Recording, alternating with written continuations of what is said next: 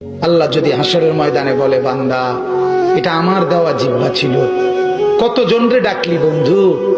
আল্লাহ যদি বলে, বান্দা আমার এই জবানে আমার নামটা কি আমি একবারও শোনার অধিকার ছিল না?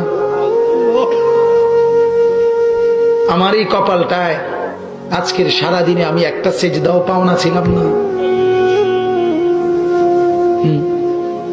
আমার এই কানটায় আমি আল্লাহকে একটা বারো আজানের আওয়াজটা শোনার হক আমি পাওনা ছিলাম না? কি বলবি যুবক? হ্যাঁ মুসলমান, কি বলবো? বলো না বাপ, কি বলবো?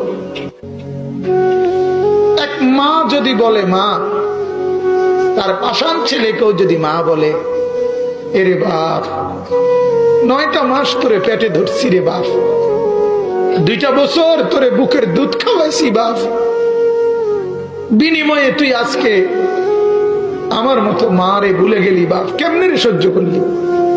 এই কথা বললে যত বড় পাষাণ ছেলেই হোক, সেও তো কিছুক্ষণের জন্য হলো মাথাটা নোয়াই লাগবে।